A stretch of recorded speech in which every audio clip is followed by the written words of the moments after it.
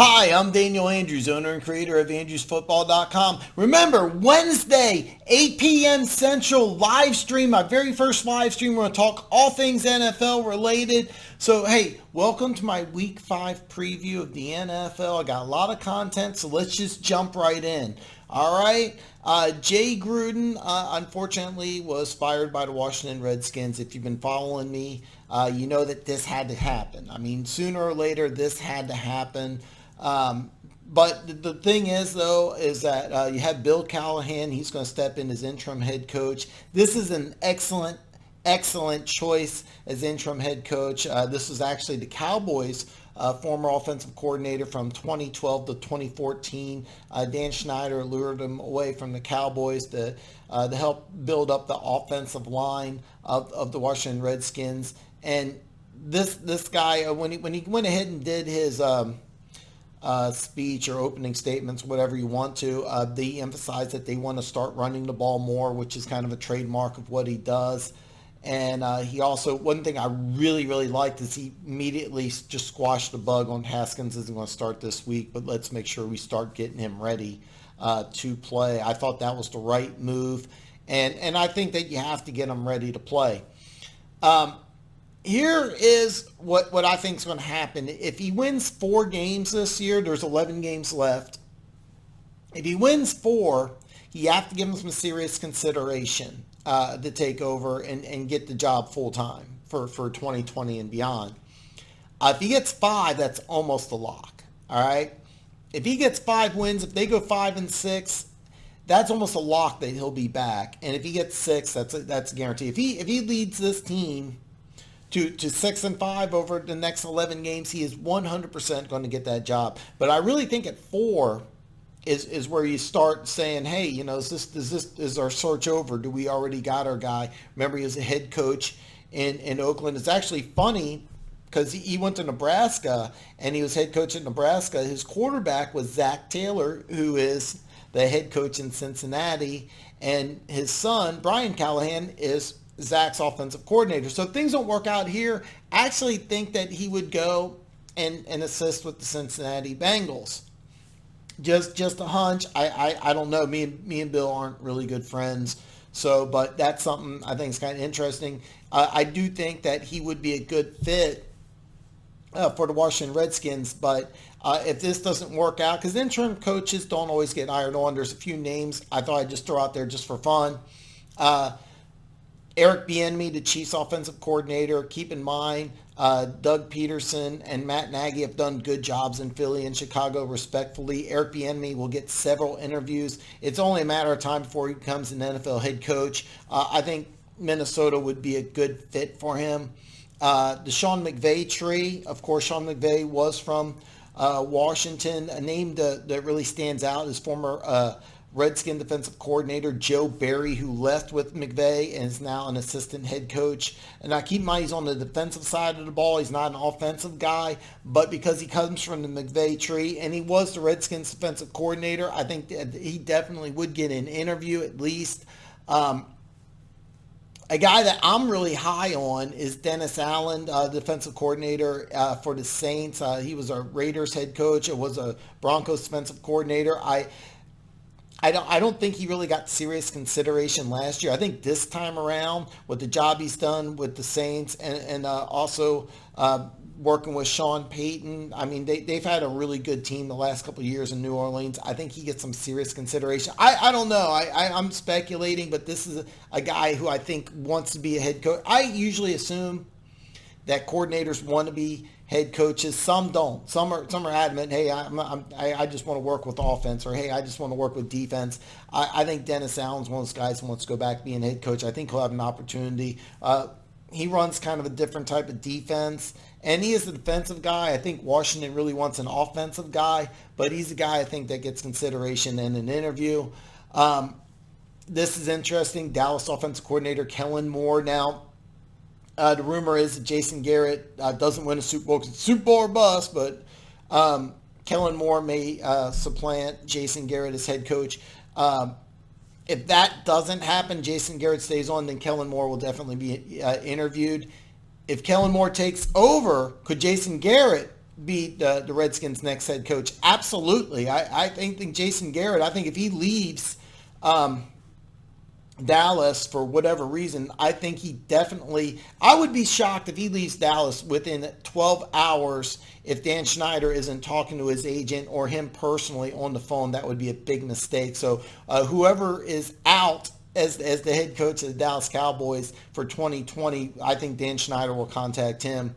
And then, of course, every coaching job that comes available, Lincoln Riley, the Oklahoma head coach, his name will be mentioned. He's probably the only candidate who would be able to bring in his own coach or his own quarterback from college if he wanted to. Keep in mind, Josh Rosen, who was the first round pick, and he was a 10th overall pick. They shipped him away to Miami. So if you do bring in a college coach, you can bring in your own quarterback. And can you get a second for Haskins? Absolutely. You may be able to get more than that. So that's a name that I would consider. Two other names I think could be in consideration. I may get blasted for this by Alabama fans. So Alabama fans don't, but I got a hunch if Saban wins a national championship, he would be college football's all-time leader in national championships, surpassing Bear Bryant. Currently he's tied. He would surpass. I got a feeling sooner or later he'd want to come back to the pros. If he does come back, I don't see him going to the Redskins, but there is several Alabama starters on that defense. Jim Harbaugh, who's been reportedly on the hot seat from Michigan. I don't see him going back to college. I think if things don't work out with Michigan, I actually think he comes back to the NFL. It'd be kind of funny to have a former Michigan guy coaching an Ohio State guy. Kind of funny, but that's it. So, hey, what else happened week 5? San Francisco demolished Cleveland on Monday night. I love the way the 49ers look. Their defense is solid. That defense is awesome. This is a really good team. 49ers, really good team. Cleveland, this is what you're going to get from Cleveland. They're going to win one week and look really good. They're going to lose another week and look really bad. That's just what you're going to get from the Cleveland Browns this year. You have a very young, inexperienced team. Lots of penalties, lots of mistakes, lots of mental errors. I know you don't want to hear this, Browns fans. You're going to have to wait till 2020. But the talent's there. It just needs to develop. It's not going to grow overnight. So Browns fans, look forward to 2020. You're going to see a lot of this year. You'll see a big win, then you'll see a big loss. They're going to be very inconsistent all year. Sunday Night Football, I was there. Colts, huge win, big win, especially on the road. How's this changed my viewpoint on AFC? It doesn't. I had New England number 1. I had Kansas City number 2. Nothing's changed other than that the Colts make things a lot more interesting in AFC South. They have a bye this week. Let's see how they do in 2 weeks against Houston, all right? Because if they lose that game, then this is just nothing. If they go 4-2, that's a different story. Houston, of course, will come to Arrowhead next week. Like I said, I think this is a 2-team race. I mean, Kansas City has a 2-game lead in the AFC West. Remember, they beat Oakland, so even Oakland has 3 wins. In New England, I mean, through 5 weeks, they've given up 34 points. They average less than a touchdown a game on defense. How crazy is that? I warned you about Denver. I did warn you about Denver. They went ahead and won, beat the Chargers. The Chargers, another slow start. Let's see if they kick it into gear. I still think they have the most talent in the AFC. They've always started slow. This rules them out of getting a 1 seed or winning the West, but you trust me, if they get hot, you don't want to play them in the playoffs. A lot of talent. Winning on the road, that's exactly what Green Bay did. A big win against Dallas. Now, keep in mind, they have another primetime game next Monday against the Detroit Lions. Detroit Lions had to bye, so that Monday night game is going to be really exciting. Dallas, who's still my favorite to win the to win the NFC East. My mistake. I still got them over Philly. Now Philly won against the Jets 31-6. Even though it's now a dogfight, Dallas will travel to New York to play the same Jets. Philly will travel to Minnesota. Let's see how things look after then, okay? Because if Philly looks like they're the best team, I may change my mind. I still like Dallas to win the East. If If Tyron Smith is healthy, that's a big deal. This is the game that I called completely wrong. Buffalo goes to Tennessee and wins, advances to 4-1. They get a bye.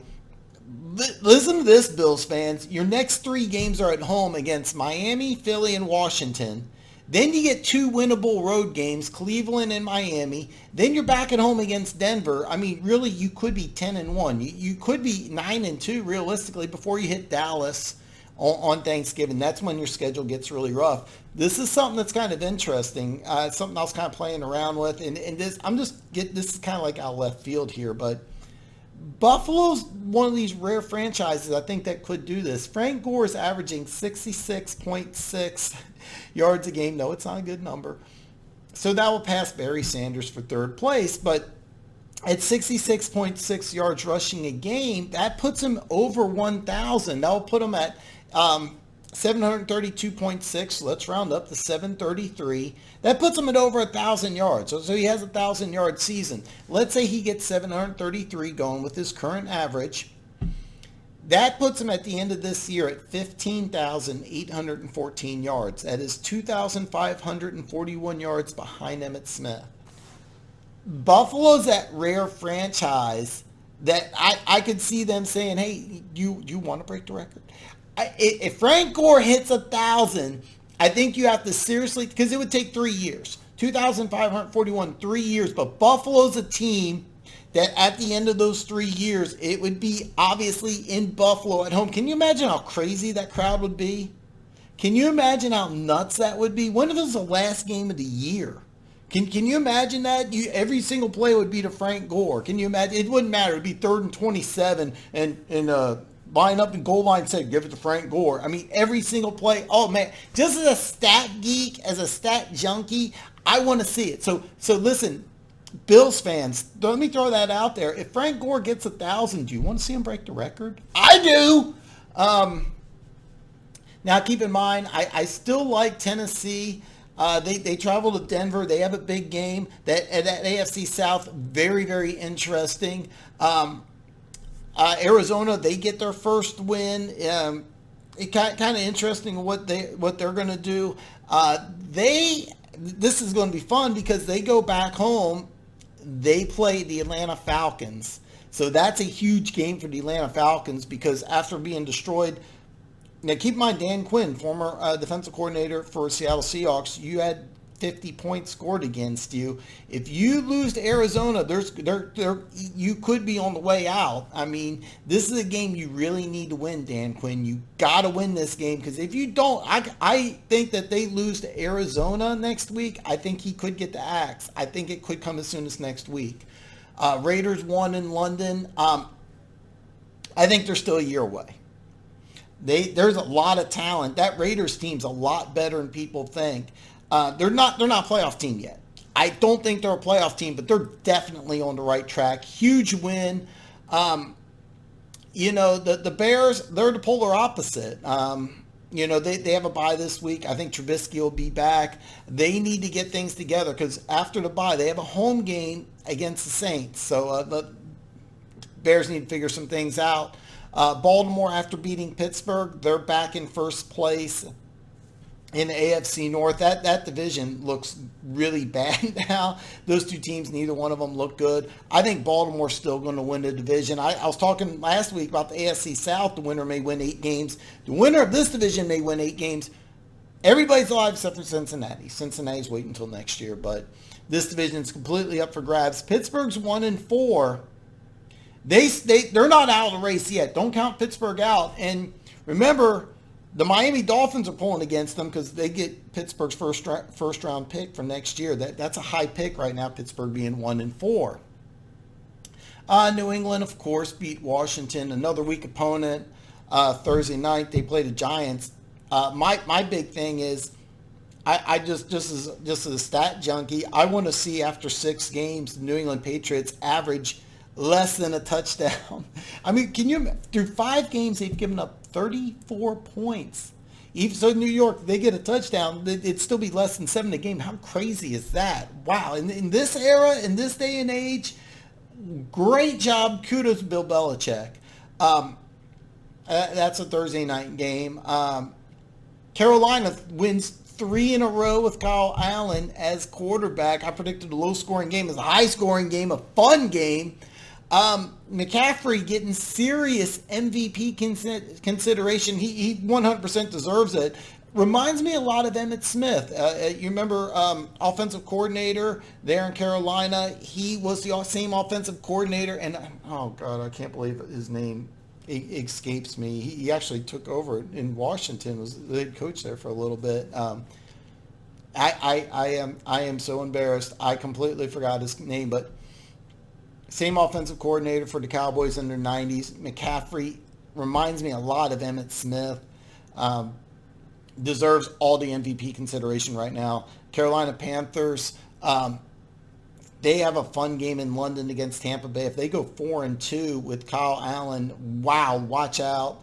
That's going to be a fun game, real fun game. Now, I've said this before, and I'm going to say it again. I think this is the year that a 10-6 team, definitely 9-7 in the NFC, is on the outside looking in. Right now, only 5 teams in the NFC have losing records. 11 teams have winning records, all right? So I think that there could be a 10-win team this year that's on the outside looking in the NFC. So listen, if I missed something, you have something that you want me to go over, you have any other football-related questions, you can always email me at askandrewsfootball@yahoo.com or comment in the section below. I try to answer any and all comments. Remember, 8 p.m. Wednesday live stream, first ever live stream. So, hey, let's talk football. And remember, listen, if you are a subscriber to Andrews Football, you already know you're one of the greatest people on planet Earth. All your wildest dreams are going to come true. But if you're new to my channel and you haven't already done it, why haven't you done it? There's this button right here. See it? I blew it up for you. See it? Bam! Hit that button. Become one of the greatest people on planet Earth. Live streams Wednesday, 8 p.m. Central Time. I'll see you then.